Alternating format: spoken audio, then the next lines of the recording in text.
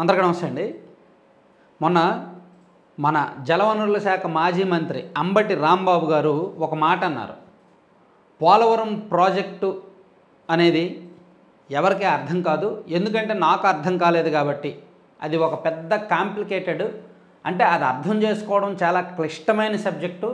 అది నాకే అర్థం కాలేదంటే ఎవరికే అర్థం కాదు అన్నారు. ఎందుకంటే ఆయన మీద ఆయనకు అంత నమ్మకం, ఎవరికే అర్థం కాదు ఆ ప్రాజెక్టు. సో ఎప్పుడు పూర్తవుద్దో తెలీదు. మేము అదే మాట అన్నాను, చంద్రబాబు గారు అదే మాట అన్నారు, ఎప్పుడు పూర్తవుద్దో తెలీదు అని చెప్పారు. అయితే ఇక్కడ మనం ఒక క్లారిటీ ఇద్దాం. అసలు పోలవరం ప్రాజెక్టు నిజంగా అంత సంక్లిష్టమా? ఎవరికి అర్థం కాని బ్రహ్మ పదార్థమా? ఎవరికీ అర్థం కాదా? అసలు అందులో అంత సంక్లిష్టమైన వ్యవహారం ఏముంది పోలవరం ప్రాజెక్టులో? ఇప్పుడు కొన్ని డయాగ్రామ్స్, కొన్ని ఫోటోలతో సహా నేను ప్రాజెక్టుకి సంబంధించి ఓవరాల్ హిస్టరీ సింపుల్గా చెప్తా, సింపుల్గా అర్థమయ్యేలా చెప్తా. అసలు ఈ డయాఫ్రమ్ వాల్ ఏంటి, ఈ కాపర్ డ్యామ్స్ ఏంటి, ఈ స్పిల్వే ఏంటి, right main canal, left main canal, ఇవన్నీ కూడా చూడొచ్చు. యాక్చువల్లీ మీరు సింపుల్గా పోలవరం ప్రాజెక్టు గురించి స్టడీ చేయాలంటే సింపుల్గా ఈ వెబ్సైట్ ఓపెన్ చేస్తే చాలు. ppa.gov.in, పోలవరం ప్రాజెక్ట్ అథారిటీ.gov.in అనేది సెంట్రల్ గవర్నమెంట్ నడుపుతున్న వెబ్సైట్. దీనిలో అప్డేట్స్ అన్నీ పోస్ట్ చేస్తారు, అన్ని అప్డేట్స్ పోస్ట్ చేస్తారు. అయితే ఇది కూడా కొంతమందికి అర్థం కాకపోవచ్చు కాబట్టి నేను కొంచెం ఎక్స్ప్లెయిన్ చేస్తాను. ఇందులో అబౌట్ పోలవరం ప్రాజెక్ట్ ఉంటుంది, అలాగే సైలెంట్ ఫీచర్స్, దీనిలో కీలకమైన పనులు ఏంటి, అవి ఎక్కడెక్కడ వరకు వచ్చాయి అనేది ఉంటుంది. అలాగే దానికి సంబంధించిన diagrams, maps, right main canal, overall ఫోటోలు, గ్యాలరీ, వీడియోస్ అన్నీ కూడా ఇందులో ఉంటాయన్నమాట. సో ఇది పోలవరం ప్రాజెక్ట్. సింపుల్గా యాక్చువల్లీ మన రాష్ట్రంలో రెండు ప్రధాన నదులు కదా, కృష్ణా అండ్ గోదావరి. కృష్ణా నది కంటే గోదావరి నది పెద్దది. సంవత్సరానికి సుమారుగా 30,000 టీఎంసీల నీళ్లు సముద్రంలో కలిసిపోతాయి, వృధా జలాలుగా సముద్రంలో కలిసిపోతాయి గోదావరి నది నుంచి. కృష్ణా నది మీద అటు తెలంగాణ ఇటు ఏపీ రెండు రాష్ట్రాల్లో కూడా ఎక్కడికక్కడ ప్రాజెక్టులు ఉన్నాయి. ఈవెన్ మన రాష్ట్రంలో కూడా నాగార్జున సాగర్ డ్యామ్ ఉంది, శ్రీశైలం ప్రాజెక్ట్ ఉంది, ప్రకాశం బ్యారేజ్ ఉంది, ఉన్నాయి కదా. కృష్ణా నది మీద ఎక్కడికక్కడ డ్యామ్స్ ఉన్నాయి, ప్రాజెక్టులు ఉన్నాయి. కానీ గోదావరి నది మీదే ఏమీ లేవు. అక్కడెక్కడో శ్రీరామ్ సాగర్ ప్రాజెక్ట్ ఉంది, ధవళేశ్వరం ఉంది. ఆ రెండిటికి మధ్యలో ఇంకెక్కడ పెద్ద ప్రాజెక్ట్ ఏమీ లేదు. గోదావరి నదిలో వస్తున్న నీటిని మనం సమర్థవంతంగా వాడుకోవట్లేదు. గోదావరి నదిలో వస్తున్న నీటిని కనుక సమర్థవంతంగా వాడుకుంటే రాష్ట్రం మొత్తం పంటలు పండించవచ్చు, తాగునీరు అందించవచ్చు, నీటి కష్టాలు తీర్చొచ్చు అని 1940లోనే గుర్తించారు. ఇప్పుడు కాదు, 1940లో గుర్తించారు. సో అప్పుడు 1941లో ఆయన పేరు అయ్యంగారు, ఒక ఆయన పేరు కూడా రాసుకున్న, ఒక్క నిమిషం, ఒక పెద్ద ఆయన 1941లో పోలవరం ప్రాజెక్టుకి సంబంధించి ఒక చిన్న డిజైన్, ఒక చిన్న ప్రపోజల్, వెంకటేశ్వర అయ్యర్,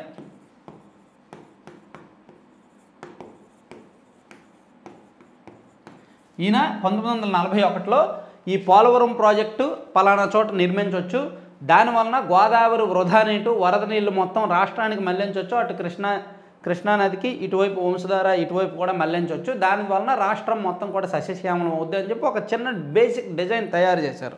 అప్పట్లో దీనికి 6.5 కోట్లు ఖర్చు అవుద్ది అని అంచనా వేశారు అప్పట్లో 1941లో. అయితే అది కాలక్రమేణా అంత డబ్బులు లేవు, అంత డబ్బులు ఎవరు పెడతారని చెప్పి దీన్ని పెద్దగా పట్టించుకోలేదు, వదిలేశారు. ఆ తర్వాత 1970ల నుంచి కూడా పోలవరం ప్రాజెక్టు మీద రకరకాల పోరాటాలు, ఉద్యమాలు చాలా గట్టిగా జరిగాయి. పోలవరం ప్రాజెక్టు నిర్మించాలి అని చెప్పి 1970ల నుంచి పోరాటాలు జరిగితే, సైలెంట్లో పెట్టి ఫోన్.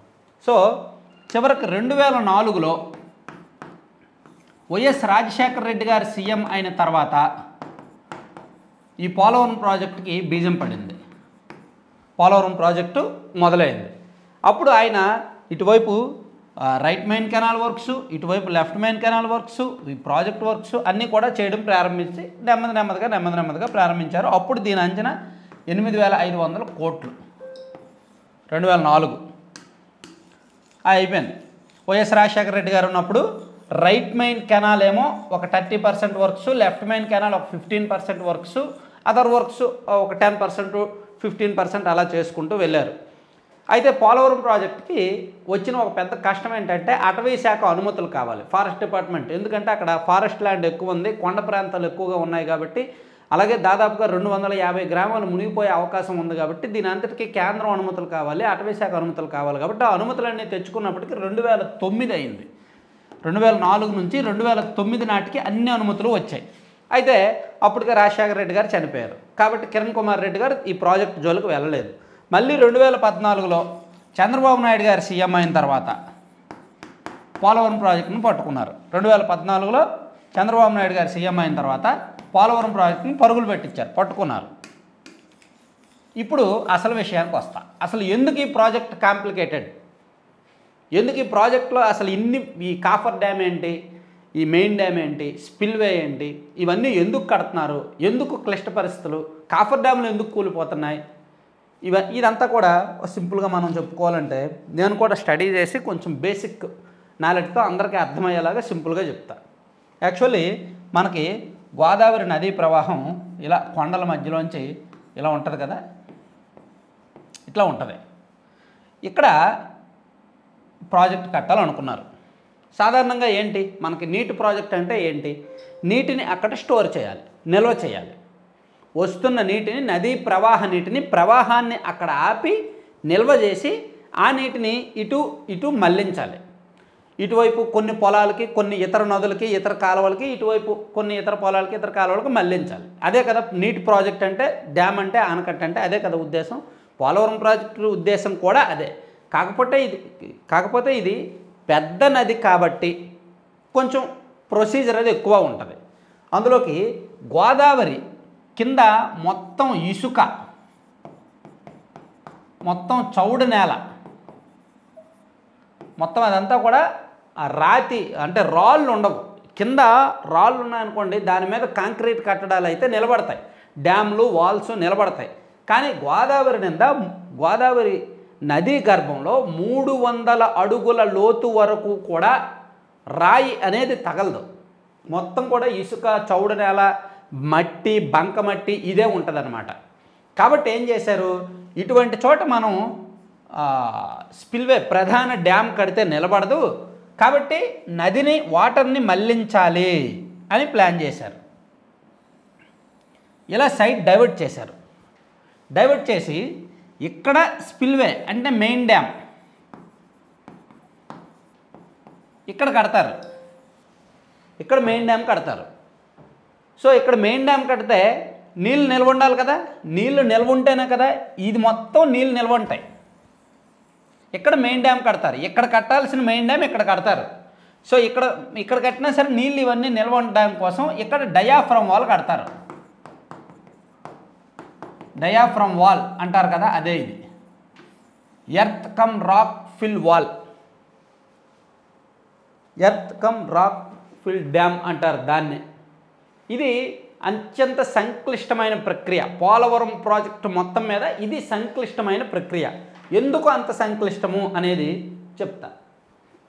ఇదిగోండి మీరు ఇక్కడ చూడొచ్చు.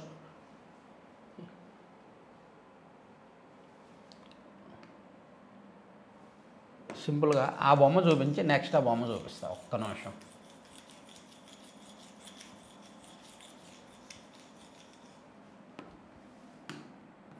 ఇది చూస్తే మీకు అర్థమైపోద్ది. ఇదిగోండి ఇది గోదావరి నది, ఈ బ్లూ కలర్ వాటర్ ఉంది చూసారా, ఇది గోదావరి నది రూట్ అండి. సో ఇక్కడ యాక్చువల్లీ ప్రాజెక్టు మెయిన్ డ్యామ్ కట్టాలండి. కానీ ఇక్కడ కట్టడానికి మొత్తం మెయిన్ డ్యామ్ కట్టే పరిస్థితి లేదు, అక్కడ గేట్లు పెట్టే పరిస్థితి లేదు. ఎందుకంటే అది మొత్తం చౌడ, ఇసుక, మట్టి ఎక్కువ. కాబట్టి వాటర్ని ఇలా మళ్లించి ఇలా డైవర్ట్ చేసి ఇక్కడ మెయిన్ డ్యామ్ కడదాము, ఇక్కడేమో ఒక పెద్ద గోడ కడదాము, ఈ గోడ వలన నీళ్ళన్నీ ఇక్కడ నిల్వ ఉంటాయి, ఈ నిల్వైన నీటిని ఇలా మళ్ళిద్దాము అని ప్లాన్ చేశారు. సో ఇది మొత్తం రిజర్వాయర్ స్టోర్ ఉంటుంది, ఇది మొత్తం రిజర్వాయర్ వాటర్ స్టోర్ ఉంటుంది. ఆ స్టోర్ అయిన వాటర్ని ఇక్కడ నిల్వ చేసి ఇటు కాలువల ద్వారా పంపిస్తారు. అది ప్లాన్.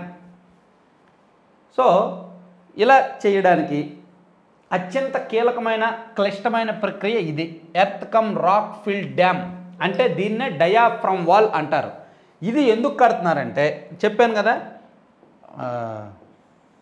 వాటర్ ఇక్కడ నిల్వ ఉండాలి అంటే గోడ కట్టాలి. ఆ గోడ ఎట్టి పరిస్థితుల్లో గోదావరి నది, ఇది గోదావరి నది గర్భం అనుకుందాం, నది అనుకుందాం వాటర్. ఈ నదీ గర్భం లోపల 100 అడుగులు కావచ్చు, ఒక్కో చోట 100 అడుగులు కావచ్చు, ఒక్కో చోట 300 అడుగులు కావచ్చు, ఒక్కో చోట 150 అడుగులు కావచ్చు. అంత లోతున తవ్వి డ్రిల్లింగ్ మెషిన్లు ఉంటాయి కదా, ఆ డ్రిల్లింగ్ మెషిన్తో తవ్వి ఇంత లోతుకు వెళ్ళి ఆ లోతుల్లోంచి అక్కడి నుంచి కాంక్రీట్ పోసుకుంటా వచ్చి ఈ గోడ నిర్మించారు, ఈ డయాఫ్రమ్ వాల్ నిర్మించారు. ఆ లోపల ఎక్కడైతే రాయి తగులుతుందో అక్కడ వరకు తవ్వారనమాట. ఎక్కడైతే ఇక్కడ రాయి తగిలిందనుకోండి ఇంత లోతు తీశారు, కొన్ని చోట్ల ఇంకా లోతు తీశారు, కొన్ని చోట్ల ఇంత లోతు తీశారు. వాళ్ళ కింద రాళ్ళు తగిలే వరకు తీసి ఆ రాళ్ళుకి ఆనుకునేలాగా కాంక్రీట్ని వేశారన్నమాట. అలా ఈ డయాఫ్రమ్ వాల్ నిర్మించారు. ఈ డయాఫ్రమ్ వాల్ మొత్తం ఎంత పొడవు ఎంత వెడల్పు అనేది మనం ఇక్కడ చూసుకుంటే ఇదిగోండి ఇక్కడ ఉంది, 2454 మీటర్లు of earth cum rock filled dam concrete dam in 3 gaps. దీని డీటెయిల్స్ అన్నీ ఇక్కడ ఉంటాయి. సో ఈ డయాఫ్రమ్ వాల్, ఇప్పుడు ఈ డయాఫ్రమ్ వాల్ నిర్మించడానికి నీళ్లు ఉంటే అవ్వదు. ఇంత పెద్ద గోడని నీళ్లు ఉన్నప్పుడు నిర్మించలేరు కదా, అది నిర్మించాలి అంటే నీటిని ఆపాలి. సో ఆ నీటిని ఆపడం కోసం ఏం చేశారు, ఇది మీకు అర్థం కాదు, నేను బొమ్మ గీసే చెప్తాను.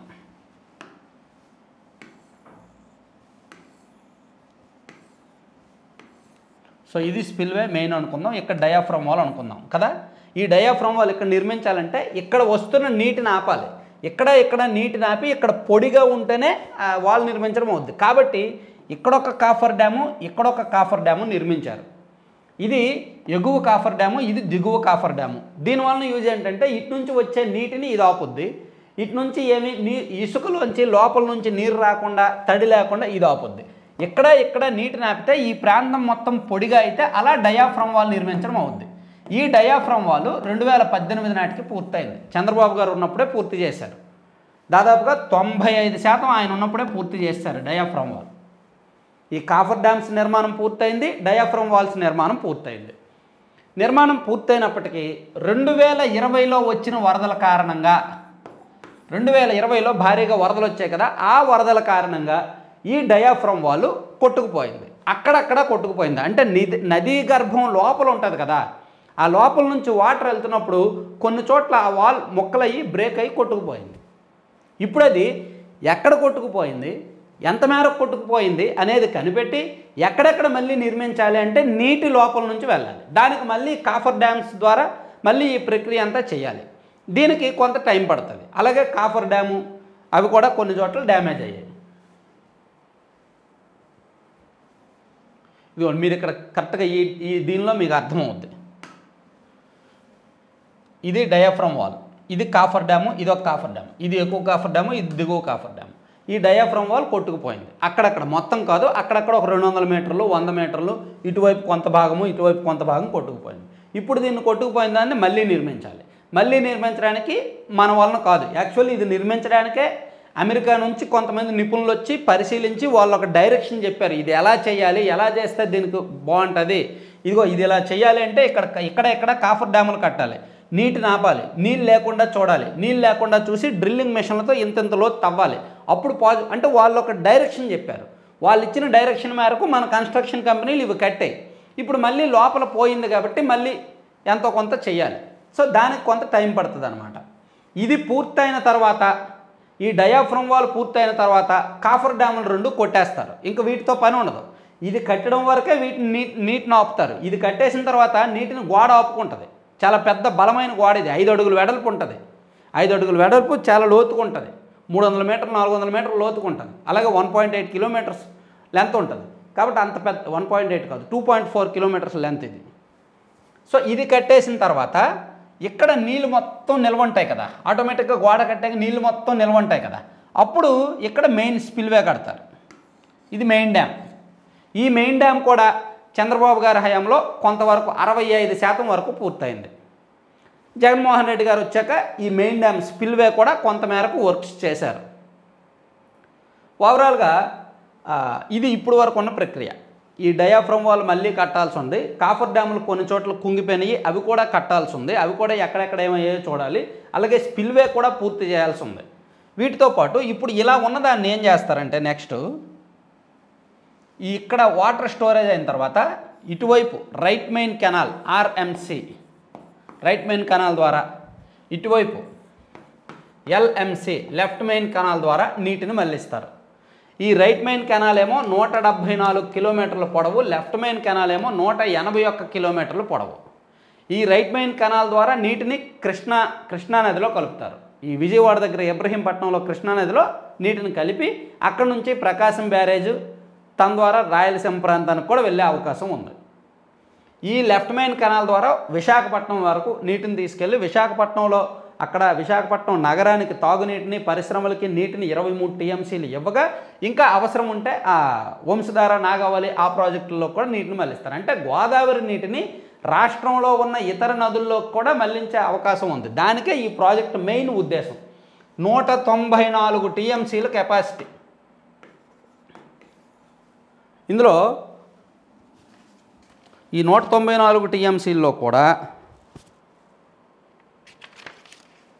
దాదాపుగా 80 టీఎంసీలు రైట్ మెయిన్ కెనాల్, 23 టీఎంసీలు left main canal, live storage 75 టీఎంసీలు. ఇట్లా ఇన్ని ప్రత్యేకతలు ఉన్నాయి. దీనిలో అర్థం కాకపోవడానికి ఏమైనా ఉందా? చాలా సింపుల్గా చెప్పుకున్నాం. అర్థం కాకపోవడానికి ఏమైనా ఉందా? బ్రహ్మ పదార్థం ఏమైనా ఉందా?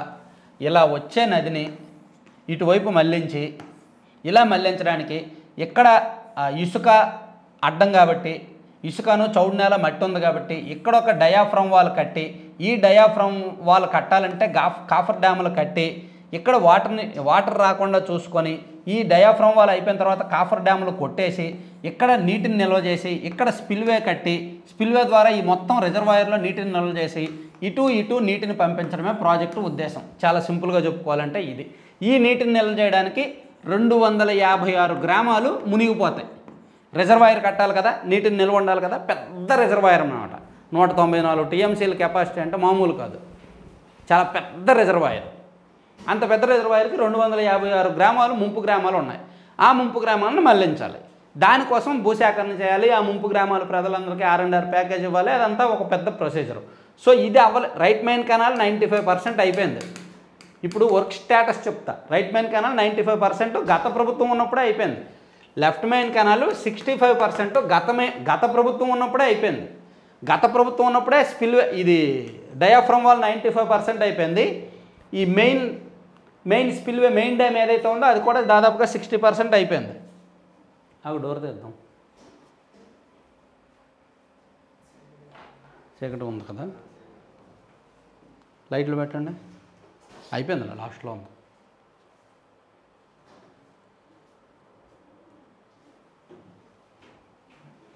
అయిపోయింది, లాస్ట్లో ఉంది, పట్టుకో. సో అంటే వాతావరణం బాగాలేదులే, అందుకే కరెంట్ పోయింది. సో నువ్వు అది ఆన్ చేయలే, పట్టుకున్నావు. ఓకే. సో మొత్తం ఇది సింపుల్గా అర్థమైంది కదా ప్రాజెక్టుకి సంబంధించి. సో దీనికి ఇప్పుడు మనకి పూర్తవ్వాల్సింది ఏంటి? ముంపు గ్రామాలు R&R ప్యాకేజీ వాళ్ళకి ఇవ్వాలి, భూసేకరణ చేసి వాళ్ళకి వేరే చోట ఇల్లు కట్టాలి. దానికోసం కొంత ప్యాకేజీ డిసైడ్ చేయాలి. అదొకటి. దానికోసం దాదాపుగా 20,000 కోట్ల నుంచి 25,000 కోట్లు అవుతుంది.